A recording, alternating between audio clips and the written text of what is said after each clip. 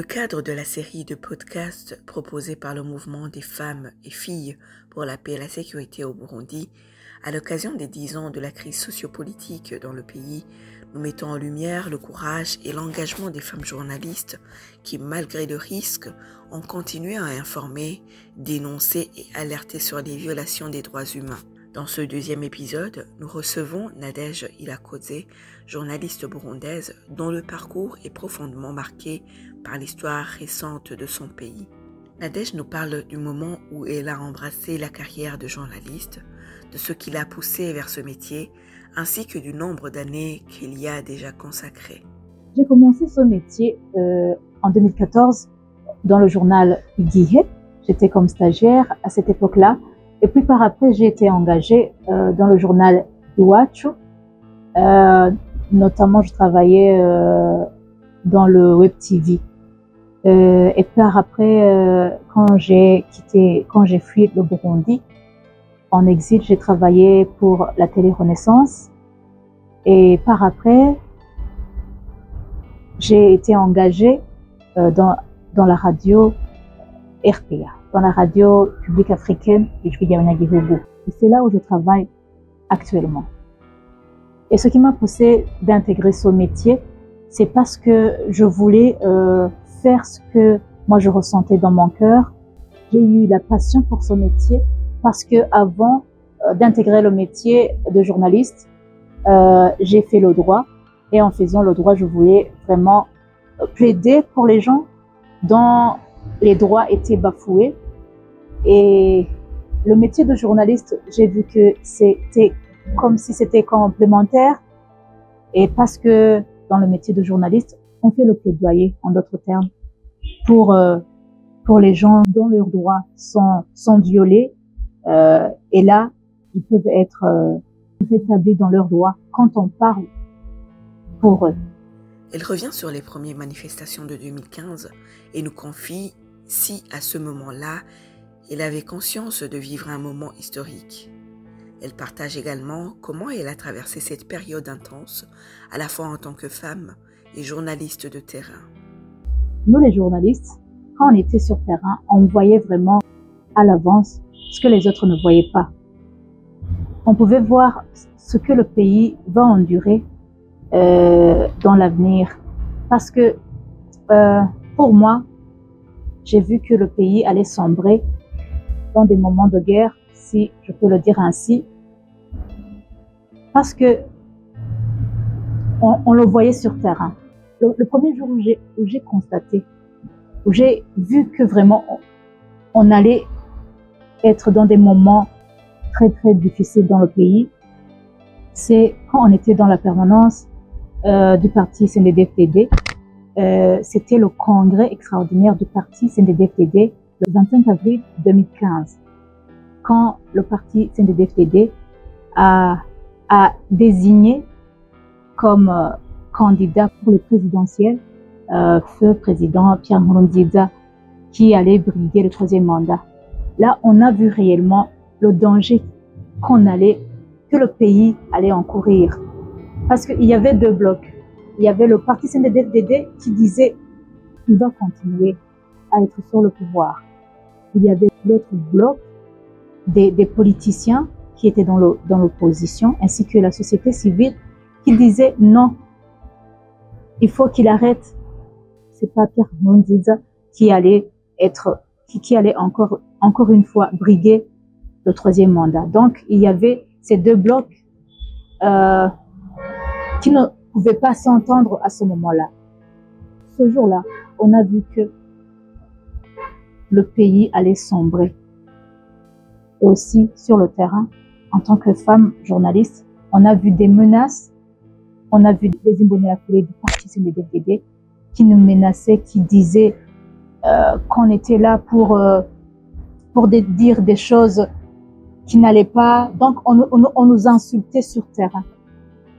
Et là, vraiment, on a eu peur. On a vu que, avec les deux blocs, d'un côté les manifestants et d'un autre côté les militants du parti CNDD-FDD, qu'on allait entrer dans des moments qui seraient très très dangereux, très difficiles, dans l'insécurité que ce soit pour nous, pour nos familles, ainsi que pour tout le pays. Elle se remémore avec émotion la première fois où elle a entendu des coups de feu ou été témoin de la répression. Elle nous raconte ce qu'elle a ressenti sur le moment. En tant que femme journaliste, vraiment c'était très très difficile de travailler sur terrain. Le premier jour qui a débuté les manifestations, le 26 avril 2025, donc juste après la désignation, la proclamation de la candidature de feu président Pierre Nkurunziza, c'était vraiment la terreur. On sentait la peur. Il y avait un climat de peur pour moi. Vraiment, je ressentais la peur parce que je voyais les policiers d'un côté qui étaient prêts à faire tout pour réduire en silence les manifestants. Et il y avait les manifestants de l'autre côté qui disaient qu'ils allaient tout faire pour manifester contre le troisième mandat de Pierre Nkurunziza. Donc, en tant que femme journaliste, sur terrain, on ressentait la peur parce qu'on ne savait pas quoi faire. Souvent, on dit que Komeza Mahoro, c'est lui qui a été fusillé le premier jour des manifestations. Mais je peux aussi vous rappeler qu'il y a aussi un jeune homme prénommé Trésor qui a été fusillé par un policier au niveau du cou. C'était le premier jour de la manifestation à Musaga, parce que moi je couvrais les manifestations à Musaga à cette époque-là. C'était afin de voir que les policiers pouvaient tirer à bout portant sur les gens qui étaient en train de manifester pacifiquement. Donc, pour moi, en tant que femme, c'était inacceptable. Si je peux dire, travailler sur terrain à cette époque-là, pendant les manifestations, c'était très dur. Parce que ça nous touchait, ça touchait notre fort intérieur, ça touchait notre cœur d'une manière qui était, je ne sais pas comment décrire ça, le sentiment que j'avais, parce que j'ai vu des cadavres, parce qu'on devait prendre des images, on devrait prendre des vidéos pour dire ce qui se passait dans le pays. Vous pouvez voir sur YouTube, vous pouvez voir sur Web TV Watch, vous allez voir des cadavres qui étaient ligotés et qu'on avait assassinés d'une manière sauvage. Et il y avait aussi des femmes qui étaient violées, il y avait des témoignages des personnes qui avaient été torturées dans la documentation, parce que vous savez que pendant les manifestations, il y avait des gens qui ont été arrêtés et puis conduits dans les cachots de la documentation. Donc là, ils étaient torturés et leurs témoignages vraiment étaient terrifiants, étaient horribles. Donc, ce qu'ils ont subi, ce que les manifestants ont subi, vraiment, ça nous touchait aussi. Donc, on les subissait nous-mêmes sur terrain. Donc, vous voyez que en tant que femme, c'était pas du tout facile. Même les hommes étaient touchés.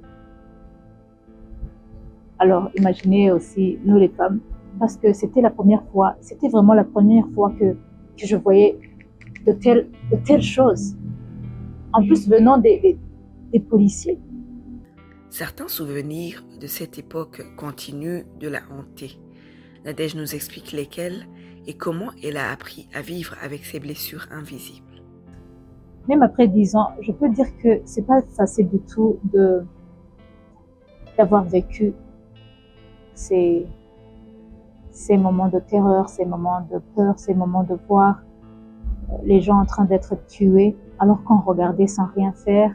Juste, on avait des caméras, des micros pour dire ce qui se passait, mais on ne pouvait rien faire d'autre que parler ou bien rapporter ce que on voyait sur terrain.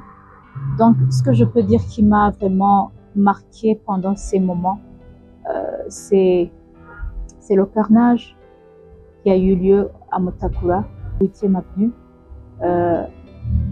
Presque une famille entière a été décimée.